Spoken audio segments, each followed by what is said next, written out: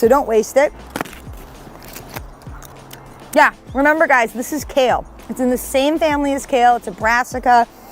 Wow, that was actually really good. Hey guys, it's Brijette with Sanity Seed Company, and we are here today in the warehouse in front of this awesome whiteboard doing gardening revisited videos. Now, what does that mean?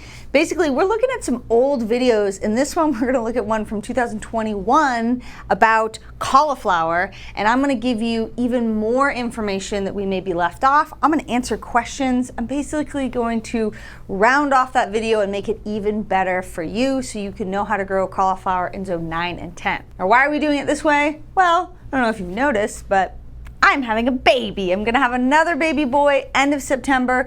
So I'm not gonna be shooting videos. I'm gonna be cuddling with my new son. And so these videos are a way in which I can stay with you in your garden through the fall, which is a very hard time in zone 9 and 10, and help you be the best gardener ever. Look at that.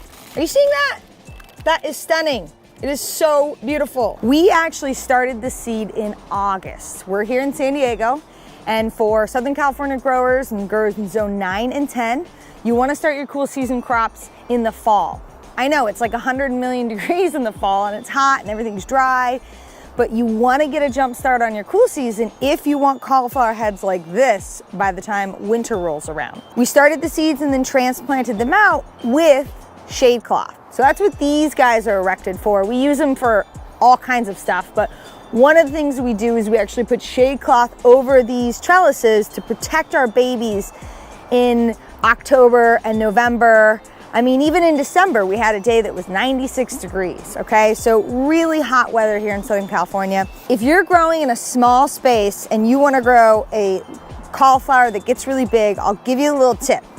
Some of these outside leaves down here, you can actually break them off. They're not gonna affect the growth of the plant. And so it's gonna give you more room around your plant. If you're in a raised bed, you could do lettuce down here, radishes would be great.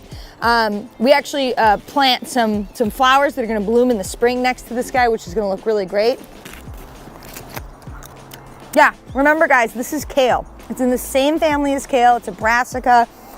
Wow, that was actually really good. I'm obviously hungry. Now, the other thing to know about cauliflower is it is a heavy feeder. What does that mean? It means it's a big plant and it needs a lot of nutrients. So if you have raised beds that doesn't have great soil, if you've never fertilized, or if you're growing in the ground and you have low fertility, you're going to want to side dress with an organic fertilizer. What does side dress mean? It basically just means you're gonna put fertilizer on the side of your plant during the growing season so that it can feed it. What we do is we take a granular fertilizer, we move the mulch back, you can see how beautiful our soil is, and we add our fertilizer, we water it in, and we just cover the mulch back up. That's gonna give it a little extra bump in its growth to help it along. The last big tip that I wanna give people about growing cauliflower is it is a crop that enjoys cool temperatures and ample moisture. So if you're trying to grow cauliflower in late spring, going into summer, it's really gonna struggle because it wants cool temperature and lots of moisture in the soil. So you can mulch heavily around your plant, which will help keep down the evaporation, keep the soil cooler. But come June, July, unless you're growing in a protected environment, your cauliflower's not gonna do that well. If you haven't grown cauliflower before, I highly recommend it. The flavor is outstanding, the texture is outstanding, and if you get it from seed, there's lots of different varieties and colors that you can choose from. It's not just boring old white cauliflower like you get in the store. Okay, so let's answer the questions that you guys left on our video and clarify them. Now, one common question we get all the time is about timing. Well, luckily for you, we literally just shot a video on when you time broccoli and cabbage, which, guess what? They're the same as cauliflower as far as timing, so check those videos out and you can find out when you wanna plant them in zone 9 and 10. Now, some of the other really great questions that we have here, and this is actually a really common one that I see with gardeners, is asking why the cauliflower head is not very tight. I've heard some farmers refer to that as ricing. I don't know if that's actually correct. I would love if somebody corrected me and commented like, no, you're totally wrong, but I literally have heard that. And the reason why is because the kernels are kind of like, they seem almost like rice. That almost always has to do with, drum roll please, I talk about it in the other videos, hours of sunlight. As the hours of sunlight get longer, so let's say you plant in November. Hours of sunlight are getting to the shortest day of the year. Then they start getting longer come January, February. The longer the hours of sunlight, the cauliflower is going to start to open. You're actually going to see more space and not tightly dense heads because it wants to go to flower. Cauliflower, just like broccoli and cabbage, is going to flower when the hours of sunlight are longer. Now, what can actually make this even worse is you plant too late in the season, so it's getting too many hours of sunlight. Pest damage can actually make it worse. Inadequate or irregular watering can make it worse. Now, luckily for you, the texture quality is not so great, but it's still totally edible. So eat it, enjoy it, and just know next year plant your cauliflower earlier in the season so that it can start to head before the hours of sunlight get too long. Now, a little follow-up question to that is like, well, what is too long? It's totally variety dependent. So depending on the variety you plant, some varieties can actually manage to have a lot more hours of sunlight and keep a tight head than others. It depends on the variety. You can do research and find out. Usually hybrid varieties can be grown almost year round, and so those ones will keep tighter heads with longer hours of sunlight. Much of what we have in our calendar is going to be dependent on you planting in, I said calendar, I meant much of what we have in our catalog is going to be dependent on you planting in August, September, October, November, December, so that you have those nice tight heads. Now in that video you just watched, you saw me go around the cauliflower plant and actually rip off the bottom leaves because they were getting in the way of the other plants. Well, why can you do that when you can't do that on other plants? That's because look at the number of leaves that you see on that actual cauliflower plant. They're massive. They're actually shaded by the other leaves, which means they're not actually photosynthesizing as much as they should.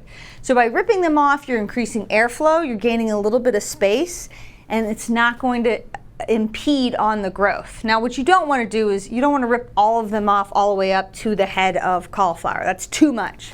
But you can clear the way a little bit, and those leaves are actually totally edible. You can eat them like broccoli, you can saute them. We give them to our chickens, but they have extra uses in the garden besides just going straight into the compost heap. So my videographer just asked a really good question, which is, you don't get to ask questions. You're not commenting, but that's fine, I'll answer it.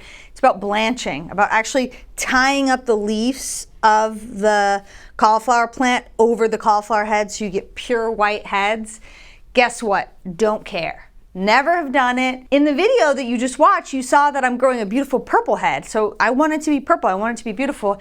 If you're growing a white variety and you want it to be absolutely perfectly white, you can do that. I don't care personally if they're a little, off-colored or dingy. It doesn't affect the flavor, it doesn't affect the growth. And guess what? It's more work to be had in the garden, so don't do it. All right, so the final question that we got that is so great is, does cauliflower give you side shoots like broccoli?